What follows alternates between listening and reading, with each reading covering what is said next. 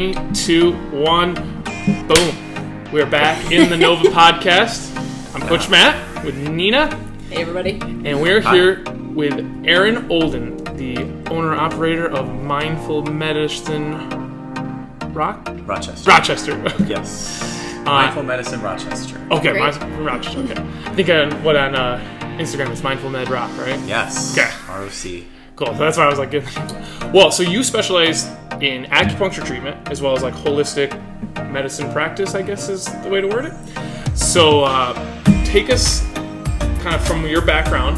Yeah. I know you had been a medical doctor in the past, and then, into how you got into what you're doing now. And I really have a lot of just genuine questions about how acupuncture works, the types of things you treat, what you look for patients, and kind of we'll go from there based on, questions that come to mind in the thing. I've had you do acupuncture on me. We'll talk about a little bit about that, but I don't really know a lot about how the practice works, the science of it, and I think some of the people, maybe a lot of people that have heard of it, are probably interested in knowing more. But I don't think it's nearly as popular as like massage therapy or chiropractic. It's not. I don't know a lot of acupuncture. Yeah, I think it's really growing in popularity, especially in the sports medicine world. You guys may know the Buffalo Bills, have a team acupuncturist.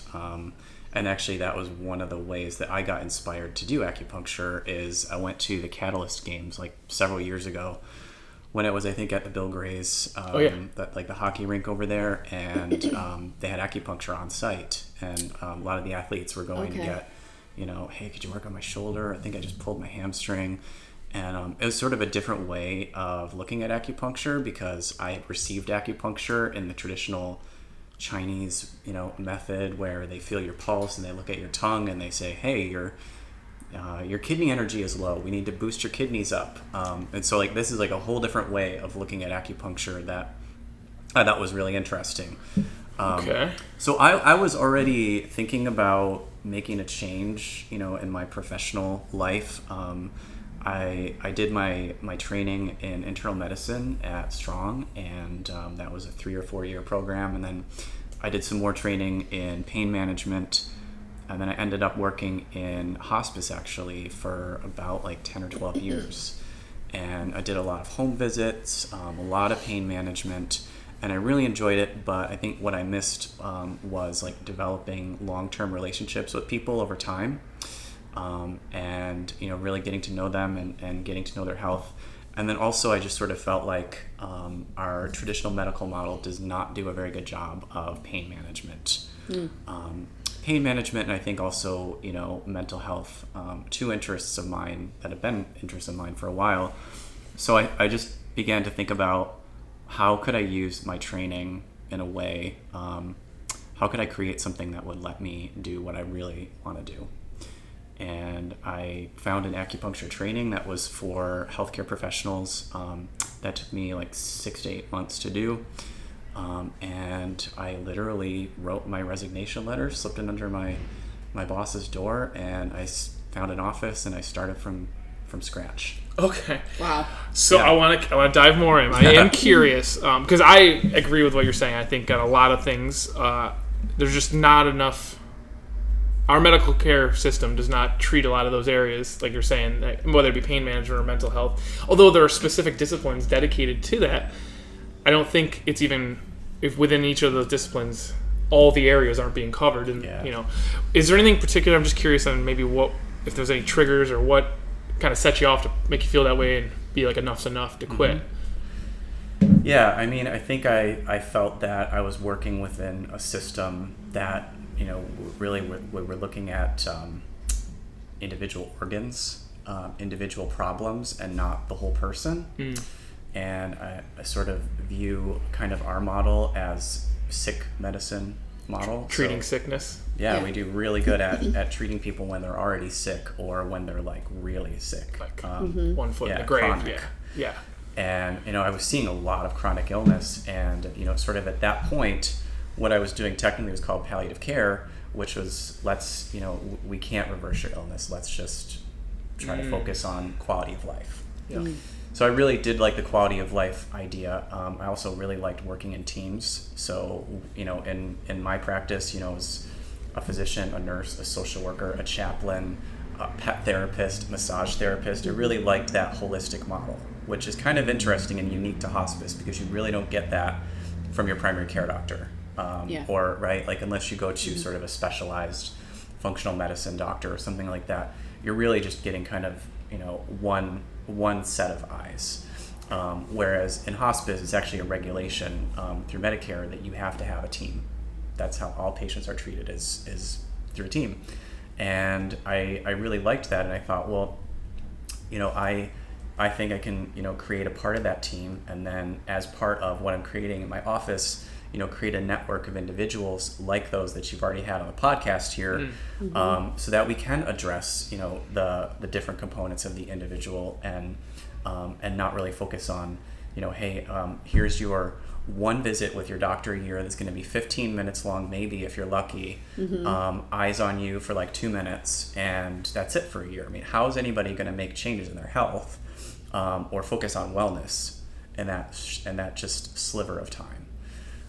So yeah, I think your question was, what was I seeing in, sort of traditional medical care? And I think it's just fragmentation. Yeah. I 100% agree with what you're saying. I mean, I see it even in times when I just go for my own checkups or like when I've had surgery, the amount of minimal like explanation or clarity on what to do and what not to do is so like vague. I'm like, if I wasn't like very in tune with my own body, how it works, how not to get injured, how to heal, how to be healthy, I would have no information like from the doctors I've seen. And I understand they're busy, but that's a problem. That's a separate problem, the managing the schedule. But and like you mentioned, you were treating people that were just one foot in the grave on their way out or irreversible sickness. And we're at the other end of the spectrum, and it sounds like you are going to be now, where we're trying to prevent it. We're trying to coach people on how to make improvements from where they're at to achieve a better health. But also, if there are some conditions that are not good, ideally reversing them, blood pressure and cholesterol and some of those chronic problems that are also very reversible when done right. So anyway, I think we're probably coming from a very similar spot. We do the training stuff. You're working in there. So take me into acupuncture then. So I come in for a treatment. What should I be expecting? Take me through it. Well, I want to just touch base on one thing that you said, if I could. Really absolutely. Quick. I think also one of the problems that we have, you touched on it, is managing the schedule, and I don't think that our system is set up in a way to support our healthcare workers to be able to practice probably in the way that they want to.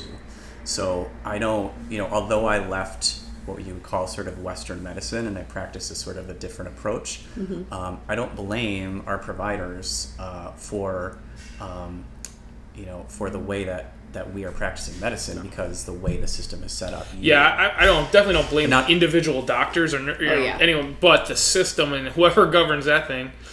Yeah. Did I say the government? Yeah. Oh, don't bring them into this. But yeah, no. I don't know if you guys know this, but when you accept a job like as a physician in a healthcare practice, you have targets. How many patients you have to see in a day. Right. So is that something dictated to the doctors, or like if I have my own clinic, I work at say Rochester Regional, I'm in a clinic setting, whatever I specialize in. Do I have control over how many I see or how long I spend with each one, or is that typically not? I genuinely have no idea. In some senses you do, but in strictly speaking, not really, because your schedule will be kind of set for you. Okay. And so a doctor typically comes in, all right, let's look at the list. Here's who I'm seeing, and they just... And the list at the beginning of the day is not the same as the one at the end of the day, because people are added in, and people are not showing up, and sure. It's a very stressful environment to work in. So yeah, you're kind of measured against standards. There's a certain amount of people you have to see. You have to bring in a certain amount of even your billing, the way that you bill for patients. So there's a lot of just regulations and rules. Another reason why I decided to step out of that system. So I think everybody in healthcare, I think, is kind of stressed right now, more than even we were before the pandemic. And I'm just glad that I kind of was able to kind of create this the time that I did, because it is really a good time for us all to be thinking about our health and how we can, be really the best. Yeah, and that's definitely an area I don't think is ever discussed enough since that whole pandemic breakout stuff happened, is what are we going to do about our health going forward? What are we going to do to make sure that we're in the population of least susceptible to a new virus rather than, most absolutely in need of the vaccine or other things, whatever instead of like what's, because there's certain certain groups of people that are like very unaffected. Mm-hmm. It's like, how do you get into that population? What do you got to do daily to get into that population? But that stuff's not discussed. That's not written about, unless it's by health professionals like ourselves. But unfortunately, we're probably the minority. Yeah. The whole thing. So, acupuncture. Yes. So there are needles do involved. Acupuncture, you won't get COVID, right? Is that how it goes? That's it. That's all it. it takes. All right. Just a couple treatments. You might be the one with too much workload. If my we phone's advertise ringing that. off the hook right Yeah. now. So do CrossFit, do acupuncture. Those are the two things. Yes. Yeah. Yes. Okay. A holistic. Now we've for solved sure. COVID. We can move on. And I mean I think that's just one of the other things that kind of rubs me the wrong way about the way that sort of our system is set up, is that a problem comes up and we treat it with a medication. Mm-hmm. And part of that is because we don't have the time needed to figure out, well, what are the barriers to this person exercising more or eating the right way? There's more than just initiative, right? There's like access, and there's so many factors. Mm-hmm. I just saw something the other day about Chantix. Chantix is this drug for tobacco cessation. Yeah. And it's being recalled because there's a possible carcinogen in it. So here we are trying to help people quit smoking or putting them on a medication that could cause cancer. How is that good healthcare? Just makes you put your head in your hand. You just want to scream into your hands. Yeah. Now, there is, to a degree, so you're talking about treating the root cause. Like, we don't treat the root cause. I have high blood pressure. Let's take medicine to get rid of my blood pressure, rather than what is causing the high blood pressure. Now, there's a practice. I read the book. I think it's up there, Unconventional Medicine by Chris Kressler. Talks about, basic. I think it's called is it integrative medicine? Is that? Mm-hmm. I think the term is that where basically they get to the root, and then ideally through health coaches and the right steps. You may or may not include medication, may not include supplementation, depending on what a person needs. But it's just treat the root cause and then eventually eliminate the sickness entirely. I believe that's in integrative medicine. And that's becoming more popular, but unfortunately isn't a moneymaker, so it's, slow to grow. Yeah, I think so that model is sort of like the functional medicine Functional model. medicine is what I want to say, not integrative. Functional. It's just a word, but so he's great, and he teaches a lot of this sort of getting to the root cause.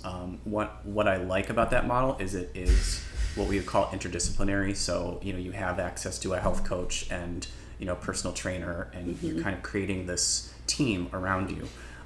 It is a bit cost prohibitive for folks because generally that doesn't insurance doesn't cover that. Right. So usually it's going to be out of pocket. And the workup usually involves a lot of labs, right? A lot of blood work. And so what Chris talks about in the book, and again, the book is called Unconventional Medicine. I highly recommend everyone read it. If you have, it's eye-opening. He's got a lot of great books, but it's one of those things where the cost up front, might cost you.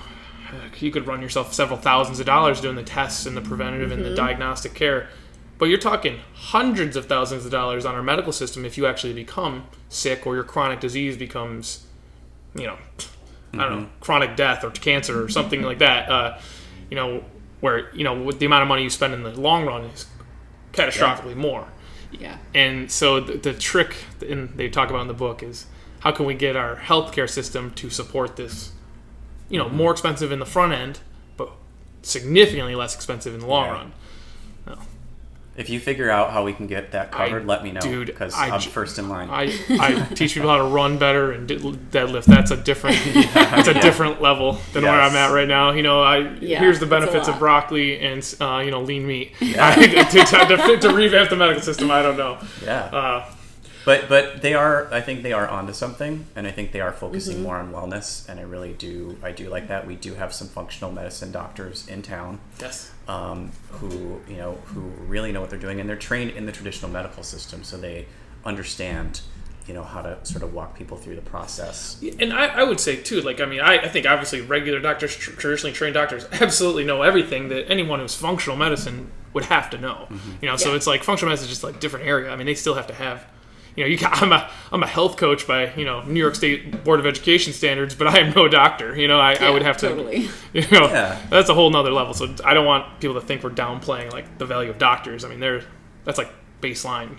I mean, everybody really needs to have a primary care doctor Oh, yeah. in case of emergency. And for basic preventative care, like to know when your colonoscopy is due and when your mammogram is due, make sure all your screenings are up to date. I just wish that same person was set up to be your health coach and your partner, to be the educator, and So why acupuncture? So there we go. Back to there. So we could go on some great topics. This is a great lots field. Of little bird walks. Sidebars. Yes. And this is a conversation I've been waiting to have. Just to take a deeper dive into the landscape of health, the medical system. And I knew you coming on, having a lot of experience working directly in the medical field, and then leaving it. I was like, okay, I want to hear Aaron's perspective here. Yeah, totally. So that was great. We keep going, but let's go acupuncture. I'm coming. Yes. I'm coming to Mindful Medicine Rochester to get some acupuncture. Let's hear what am I looking to expect? How is it going to work? Right. So let me just go over just a little bit of what I had mentioned before about sort of traditional acupuncture, and then sort of my approach. I mean, I think what acupuncture really has going for it that is maybe different than other types of care is that it is very holistic and it is very mind-body, just by nature of the way that it's set up. When you go and meet with any kind of acupuncturist or a physician that's practicing acupuncture, the intake is going to be, really comprehensive in terms of, okay, what are your nutrition habits? You're going to basically go through sort of all of those things. I really like mind-body medicine. So, I mean, that to me is kind of why I called it mindful medicine. And basically just, what that means to me is that we are mindful about what we put into our body, how we treat our body, and also how even the way that we think about health and think about our health and our bodies can impact our bodies. So in other words, pain, for example, isn't just a physical sensation. There is like a mind component to it as well. How do we perceive pain? What do we do if we have pain, right? Like, what do we think about ourselves if we have pain? What do we think about our body if something hurts? So that's really important for me to explore. I would say also that I probably see two sort of groups of patients. So one group of people that I see are people, such as yourself when you came in with, particular pain or injury, or, something, was torn, or, what have you. So a musculoskeletal type thing. And I do that same kind of intake, the same sort of thing you would get with a healthcare provider. Medications, we go through all that stuff, but I don't really spend a lot of time talking about and obsessing about, past surgeries and medical problems. I want to know where are you right now, in terms of like, how do you feel in your body? And that's what I ask my people all the time. How does your body feel today? And I'm very intuitive about, well, how is this person? What's their posture like? How are they sitting? How are they holding their legs? Do they look tense? Because I think all of that stuff will factor into how I will treat them. So anyway, that's kind of like one group of people, and then the other group is folks with anxiety or depression or trauma, or sleep, like anything that you kind of consider to be along the behavioral health spectrum.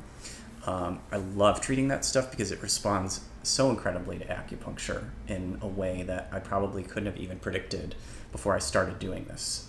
My toolbox before I started this practice involved, SSRIs like Zoloft, sertraline, right? Like medications, anti-anxiety medications, sleeping pills. I just counseled one of my patients a couple days ago. She hadn't been sleeping really well, and I said, all right, I didn't even think to talk about medication. I said, how about if you watch the sunrise and sunset every day for the next week, and that will reset your circadian rhythm And it's true, there's research Oh, yeah. that shows this. I try to be in gear with Right. the circadian rhythm. When the sun goes down, even I'm usually at dusk. Like I go to bed 8:39ish now. Yeah. Like in the summer, I'm up early though. I'm up 6:30 a.m. at the latest. And that's when I sleep the best. So I'm a big believer in the circadian rhythm. If anyone wants to know more about that, maybe we'll get a sleep expert on. I would love that. Yeah, that'd be cool. I'll be listening to that one for sure. Okay, I'm gonna track one down. Anyway, sorry, go on. Yeah. So it would be difficult for me to kind of, fully explain the mystery of acupuncture, because I think even people that have been practicing it for many years will probably say that there is some mystery to it. Because when you start to talk about the idea that there are these meridians of energy running through our body, right, that are invisible, that we can't see, but they're mapped out in certain, there's a map on our body, and there's a spleen meridian, and there's a large intestine meridian, but the large intestine meridian is like up here, it's not over my belly. Like it just doesn't really always make sense, right? It sounds a little woo-woo. It totally can, and they all have numbers, and so I write down on my treatment LI4, SP6, it's just this. Yeah, I mean, people, that will sound foreign and strange, and I don't believe in that. And I'm like, there's people that blindly believe in, no disrespect, but a religion that can't be explained as well at times. And it's like, so I don't understand when people would hear that about acupuncture or something, and they go, that can't be real. I'd be like, okay. Yeah. Give it a try.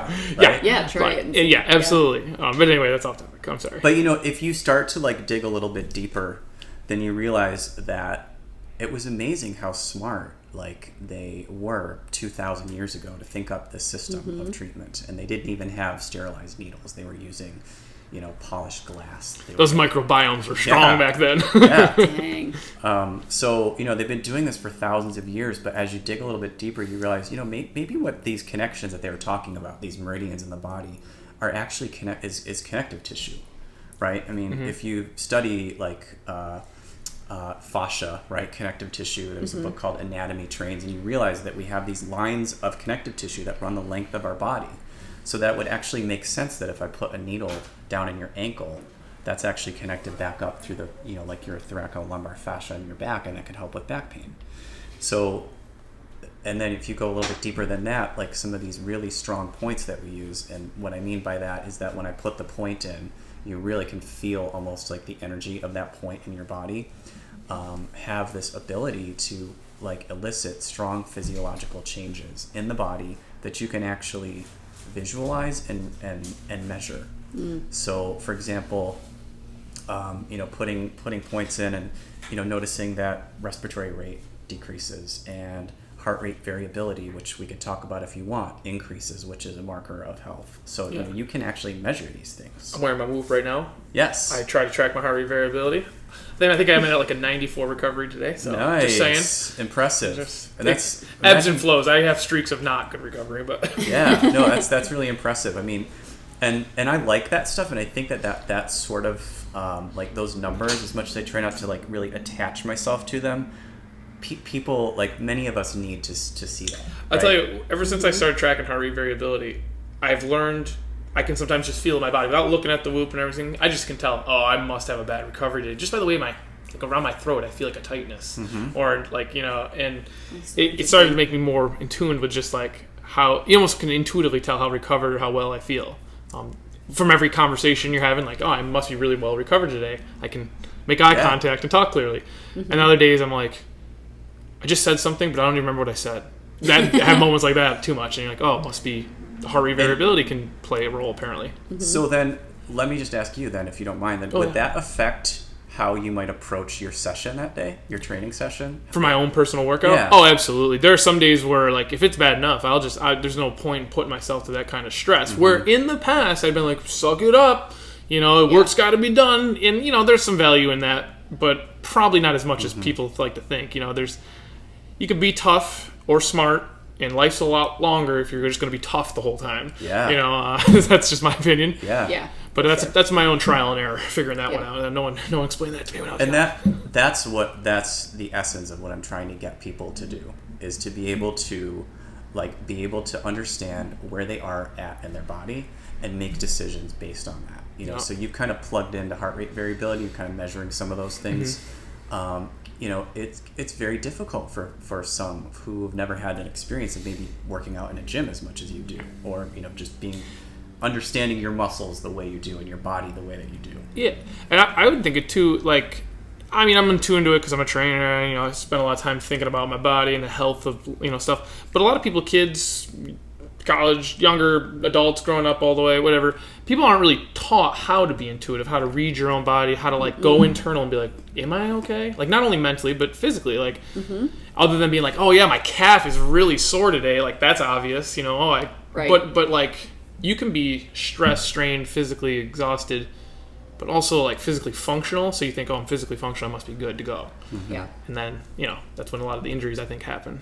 That's when like random injuries you don't see coming happen. Oh my gosh, I tore this or I pulled that, like to a degree where you're seriously down and out. But and so I think another part of that initial sort of assessment for me is stress levels. Yeah.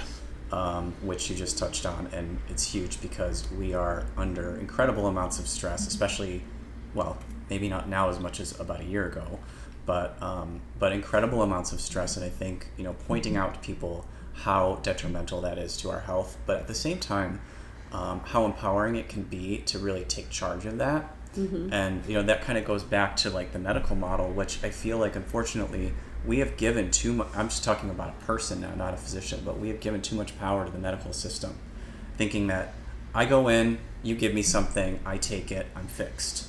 That's really not how it works. Like, I want to empower people like you guys do here at the gym, like a nutritionist, like anybody would, to be able to make the changes themselves, because that's going to be way more sustainable than a couple needles.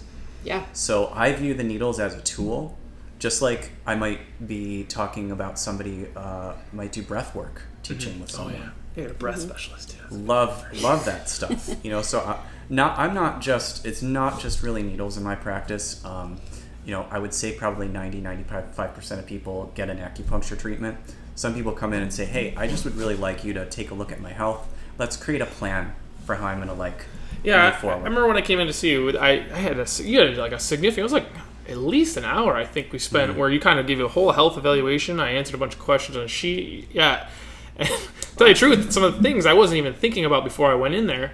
But then I was like, oh yeah, well, this is kind of a thing that's been bothering me, or like, and it wasn't even related to like the reason I came in, but frankly, sometimes I guess if nothing else, it just feels good and someone asks those questions to care enough, Right.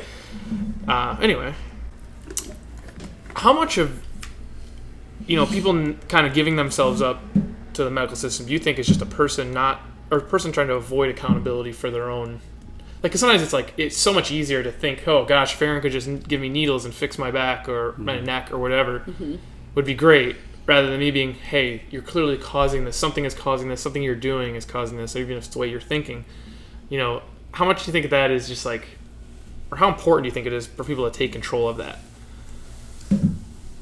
I mean, I don't know if it's a great question. I wish I had the answer to it. I mean, I think it's super important. It's not a great business model, right? Because if that's the way the healthcare system worked, people would come in and they'd never come back, because we'd empower them and they wouldn't really need us. And I actually feel like maybe in a way that's the way the system is going, where our medical system and hospitals and so forth is going to be like catastrophic care. In other words, like there's a bad car accident, or your appendix bursts, or right, like you need something, a major surgery. I think that's the way maybe like insurance is going and the healthcare system is going. But I don't know where this nebulous, like what's going to fill in the void. Because I mean, if you look at, like, I talk to people about their insurance plans. Oh, I have a $6,000 deductible. Okay, like how is that insurance? I don't understand how that's insurance. Oh, trust me, I know. I know. I had a hernia surgery last year, and I pretty much paid for the whole thing out of pocket. And I mean, so be it. But I did also pay a pretty significant premium every month for my health insurance. And so how awesome would it be if, like, let's just say your hernia surgery, which I'm sure it didn't, but let's say it cost like $30,000, right? Thank God it did not. I mean, imagine if you had that kind of money to spend on wellness, on nutrition, on Yeah. Imagine if you had a fraction of that amount of money. Well, I think people don't know how good they could feel until they start feeling great too, Yeah. you know, like whether it's movement or a modality they've added in or, you know, eating well, like everyone's super resistant to that. You know, sometimes there'll be a topic like discussed on like about sports athletes that like they'll be like LeBron James spends $6 million a year on his, you know, self-care, body work, things like that. And I'm always just like, no shit, he's LeBron James. He's like the world's most like wealthiest athlete. Like everyone should do a scaled down version of that where you should have somewhat of a budget for your own health and wellness, whether it be like your gym membership and maybe some, you know, massage or some acupuncture, or some, you know, seeing a therapist about, you know, some of this mental social things that could be going on in your head. But they're like, it should be normal to have a health budget, I guess, right? You know, and I guess, that deductible money, so to speak, is kind of where you almost would pull it from, right? Or think about it. That's actually an interesting point. If insurance provided you a certain amount of healthcare money, that would be interesting. And it's sort of like, I think they're trying, right? Like, I know there are some programs where you get like an allotment for gym membership, but you know, there's way more than that. I was going to say there used to be health insurance programs that did that, and they gave you like FSA money or like the HSA money, the health savings account. You put that in yourself, but there used to be like, I remember a couple of my first like real jobs. I think I had like a healthy you got like program? $100 a year to spend, however, like whether that was like I chose to buy my contacts with it, or you know, you used it for whatever else, you know, you could use it on your co-pays, that kind of thing. Yeah, so I mean, that would be super nice. But I think I'm trying to think. You asked about you know, folks taking ownership, I guess, of their health, and you know, I think maybe that's a little bit where the coaching comes in. And I'm not a health coach, but I feel like I do a lot of that. And you know, it's just reinforcing. It's, hey, I'm checking in with you a week after I saw you to see how are you doing with those exercises I gave you. Do you want me to hook you up with a physical therapist? Whereas, you know, in general, it's sort of like, okay, here's the thing. I'm going to pull some. You come in with low back pain. You go see your primary care doctor. Low back pain. Okay, let me pull the drawer out. Let me get out the low back pain exercises. Okay, let me know. Like, you know, let me know if you. Well, I'll see you in a year for your next checkup. So I try to be very involved with my folks so that they can feel like they have a coach along with them. I mean, that sounds as much like health coaching as you know I would do, and maybe the area specializes a little differently, but that's the same thing. Yeah. All right. Yeah. But go ahead. I was just going to ask, like, acupuncture and athletes, and how, like, do you see a lot of athletes? Do you see a lot of people that are doing CrossFit specifically? Like, how are you helping them? Yeah, absolutely. So, I wouldn't say I see a lot of athletes, but I do. And I'm definitely not going to blame CrossFit. It's across the board, right? Like, it's just, it's everything. And I think, you know, I recently had an athlete who was a Division I volleyball player and had like, you know, several knee injuries. And her physical therapist called me and said she's having trouble activating her medial quads. You know, like really specific about what I could help with. And that's nice. I mean, it's a really focused area. Of course, I'm going to treat this person as a whole individual and assess all of their muscles. But what I would do for somebody like that is, to be very, you know, sort of clear about it, I will put needles in the knee, inside the knee joint.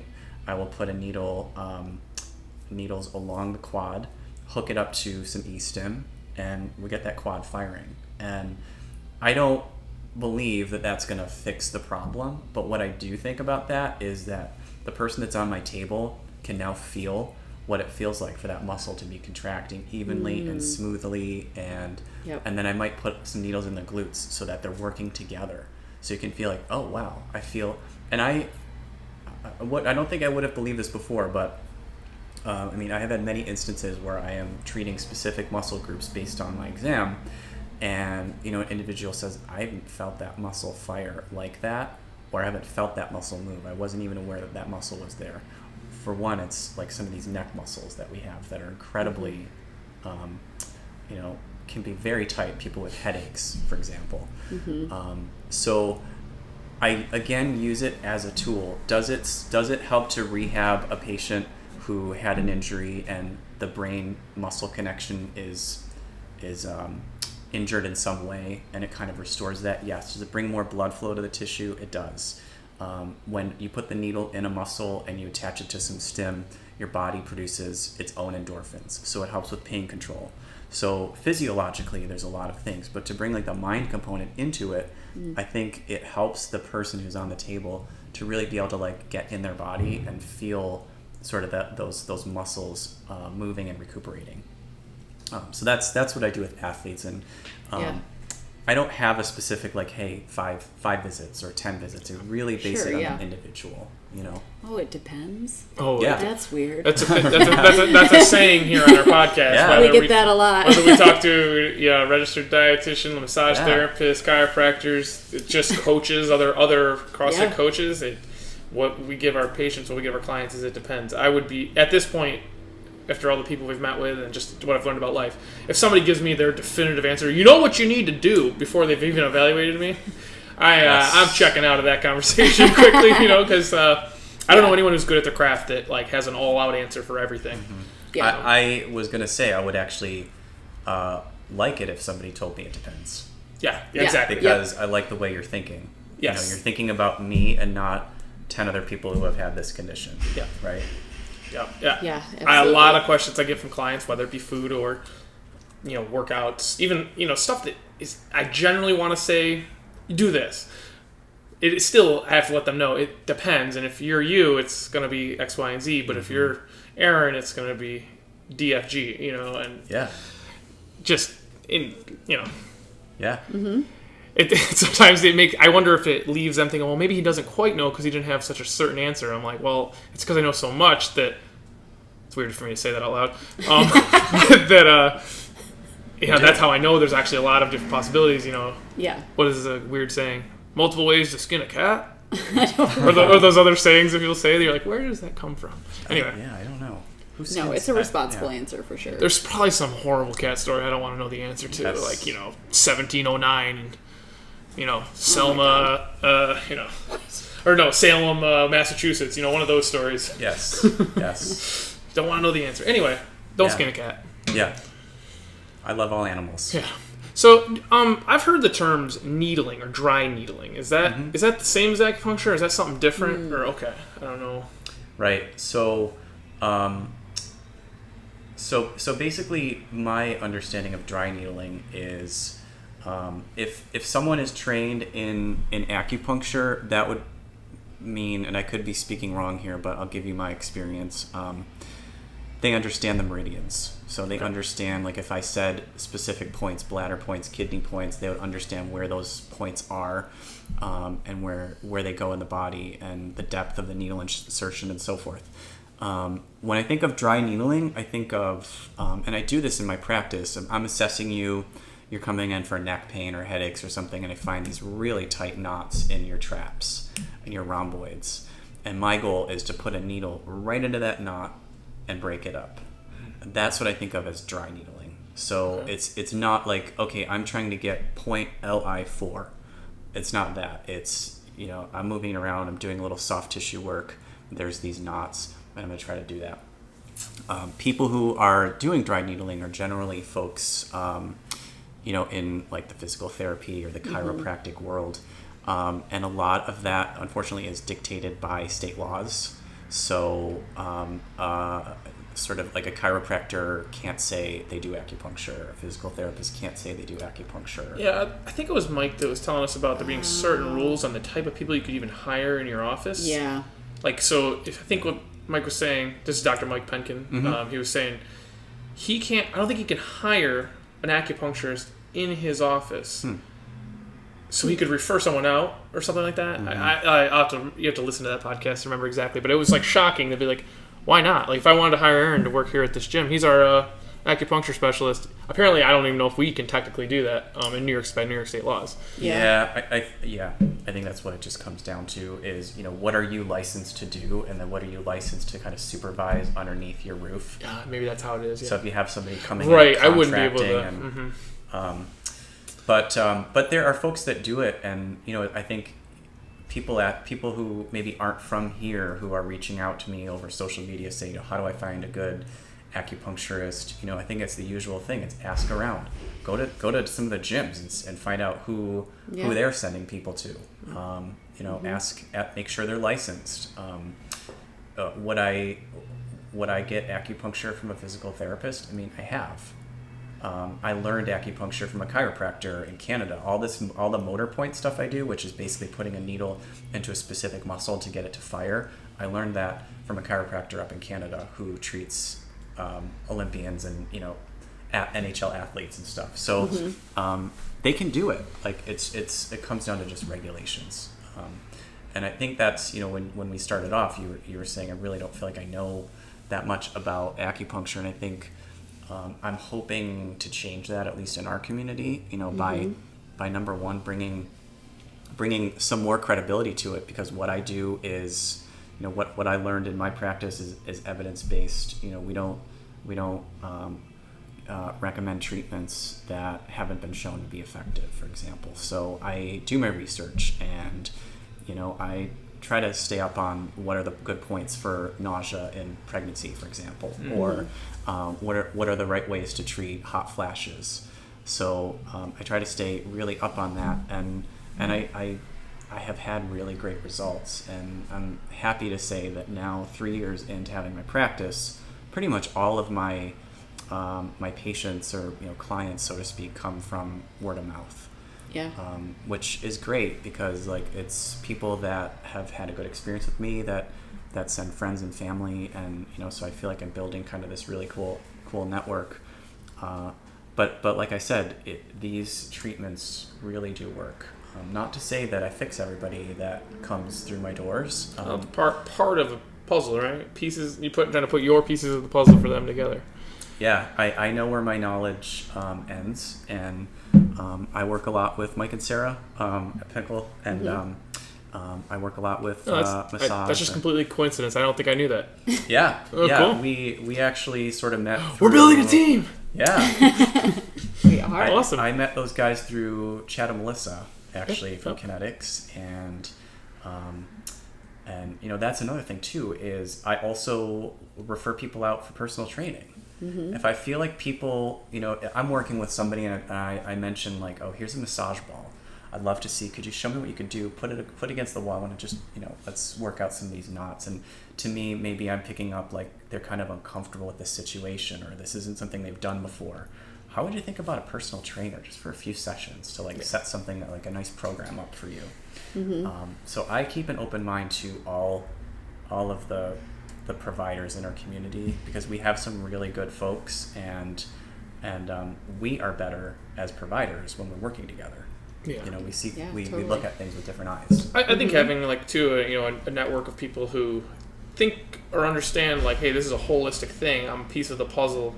With the things you might explain to this one person, they're also going to get layered on maybe a different angle, different perspective, but on the same topic, same belief system, more or less.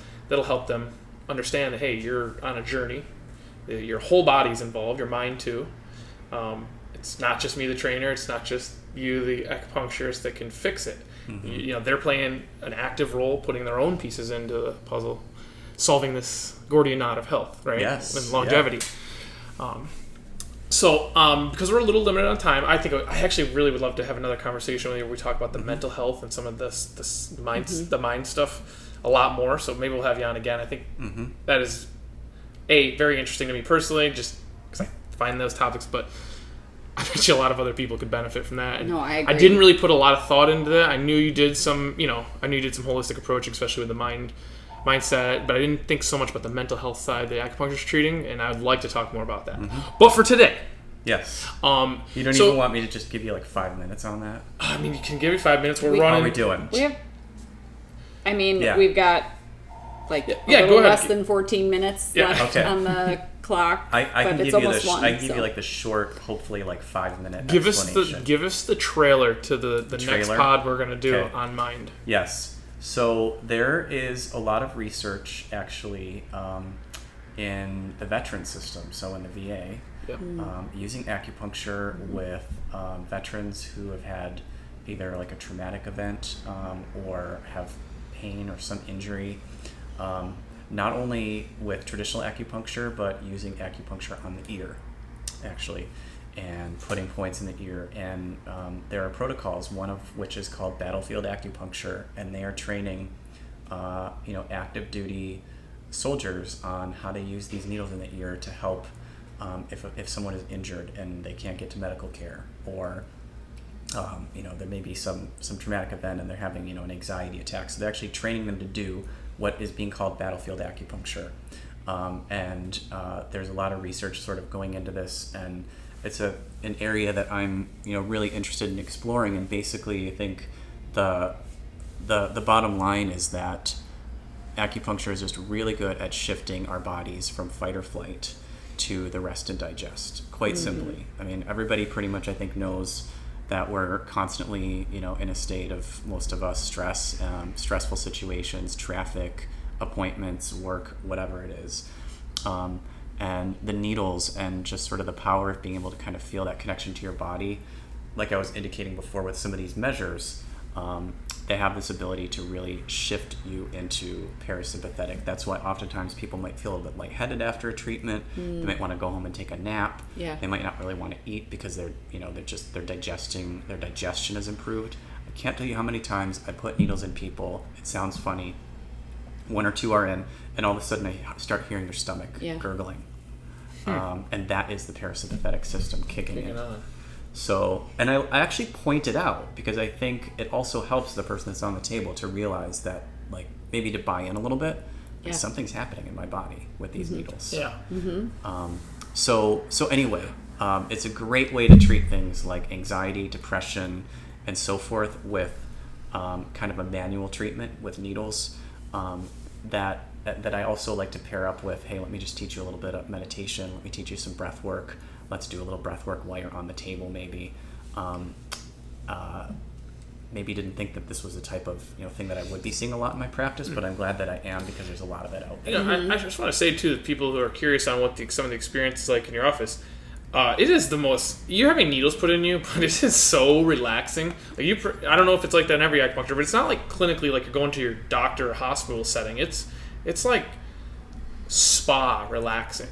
Yeah. I mean, I had needles in me. I could feel the pulsing and stuff, but I was like kind of like semi falling asleep. Yeah. You provide a very nice environment. So I don't know if it's just you that does that or if it's that's common practice in the acupuncture field, but maybe more in line with like a getting a nice relaxing massage or something. It is much more in that line. I think sometimes people might think acupuncture needles. Oh, yeah, I don't know. Yeah. I'm like, no, trust me, you're gonna enjoy it. No, I want to try it. Yeah.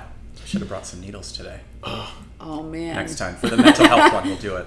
Yeah, next time. I'm in. You can needle me for that. So yeah, I would love to have you on another podcast because there's actually now that I sort of have a little more understanding of exactly how you do it and then what some of the areas that I didn't get treated for, but I may be open to. Fascinating. I have a lot more questions. I wish we had more time today, but that's cool. We'll do another pod. I was curious though last second. So have you had any trends like with CrossFitters, things you've treated with them that maybe somebody might have going on, maybe they don't even realize, or things you've had a lot of success, like helping people, injury-wise or et cetera? Yeah, I think, I guess maybe the best way for me to answer that question is, when I have somebody come in and they say, I have plantar fasciitis, or I have tennis elbow. I'm like, okay, that's helpful for me to know. I'm still going to take you through and test, do specific muscle testing. And it would be so unusual for somebody to come in with ankle pain and all the needles to be in the ankle. There will be some there, but I'm really going to be looking at the knee. I'm going to be looking at the hip. So I see a lot of glute stuff, a lot of just sort of weak or inhibited glutes in my practice. So that's and maybe athletes is one of the most common things that I see. And then a lot of women with neck pain for whatever reason, a lot of neck pain and headaches. So I know it's not really specific to sort of CrossFitters, but I think if one is thinking about having acupuncture, I think you really want your provider to be paying attention to the whole picture. And while I'm not going to sit here and say that I'm going to work on your your rhomboids if you have a knee problem. I mean, that would be maybe a little bit extreme. Yeah.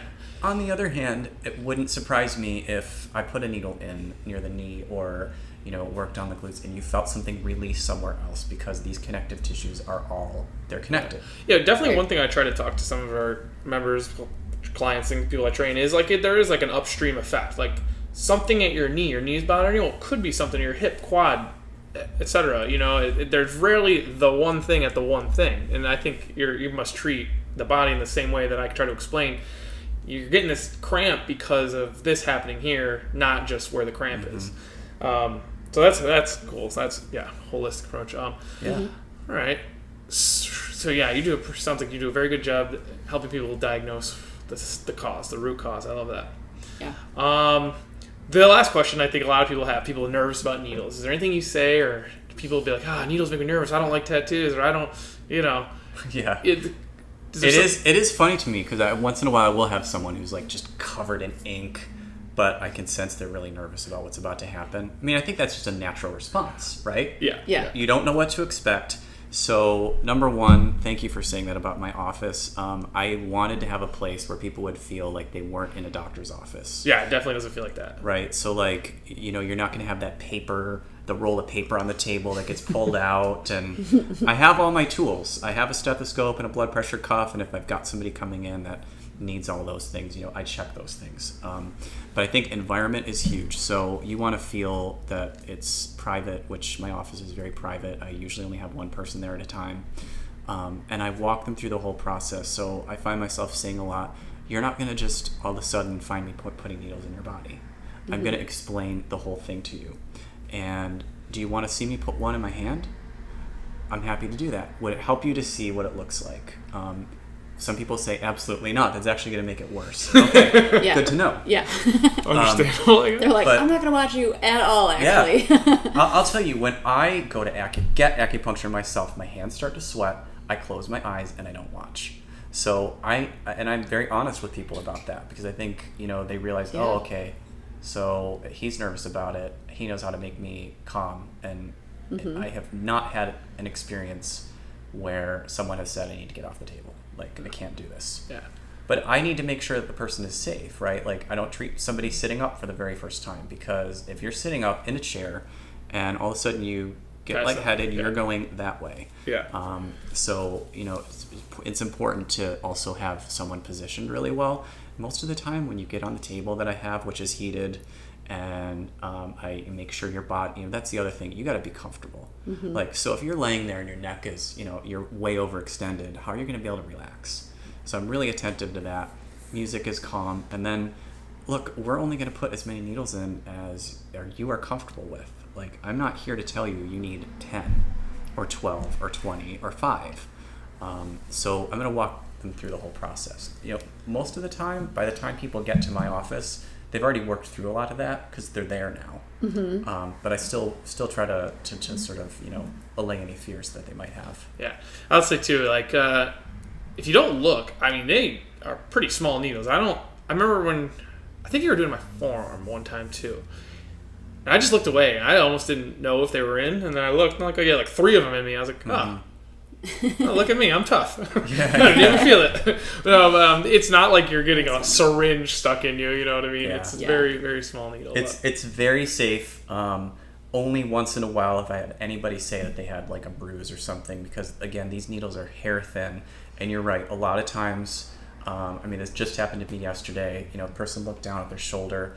I had probably 10 needles in, and they weren't even aware that they had any needles in there. So again, it's pretty close to painless. Cool. Honestly. Yeah. Great. All right. Well, just because of our time restriction, we're going to let you go. I've got an appointment, and, we said we keep it to an hour, but I actually have so many more questions. I'd love to have you on if you're willing for another pod. Absolutely. Now I'm intrigued. I want to know more. Also, I want to schedule an appointment sometime soon. I know. I was just thinking that too. Is it easy to book with you, or are you very busy? So I'm starting to get a little bit busier, but I'm still accepting people. The best way for people to reach out, you can either send me a message on Instagram, which is probably where I'm most active social media, and then my website, mindfulmed.com. You can find me there. and I do all of that stuff myself. So I try to work around people's schedules and get them in. So yes, I still have appointments available. I'll be happy to hear from anyone that's listened, including you guys. Oh yeah, Yeah, do I it. definitely want to try it. Yeah. Oh, you like it? I was surprised after looking back after we had done it, and I thought it was a good experience. And I had a cramping glute thing that went away like after the second treatment. I was like, oh man, wow, acupuncture really works. I like it. I just never got around to it. It never was on my mind. I got better at not getting hurt. It's like the same thing. I didn't see my chiropractor, Mike Penkin, for probably like 2 years when I had seen him in the past, like multiple times, many times, because I kept accidentally getting hurt or tweaking things up. So I was like, oh, maybe I just got better at not hurting myself, so I haven't needed to call on these other professionals as I'd love often. to hear that. But Yeah, that's awesome. Yeah. But I do also believe in preventative care and little check-me-ins from, and plus actually, like acupuncture, much like massage therapy, it's, like I said, relaxing. It's enjoyable. Yeah. It's not like this. It's not like a colonoscopy or something like that. You're not like forced to do it because your doctor requires it. Yes. It's an actually enjoyable experience. So. Many people fall asleep on the table. Oh yeah. Yeah. Well, thank you again, Aaron, for coming in, thank you so and much. we will Thanks look for having forward me. to our next conversation for sure. Yeah. This Awesome. pod will probably be out in a couple weeks, I think. Yep. 2 weeks. Yep. And 2 Tuesdays. we'll have all Aaron's information so you can follow along in the description and the show notes. And this has been In the Nova. Aaron and Neen. Thank you. We're out.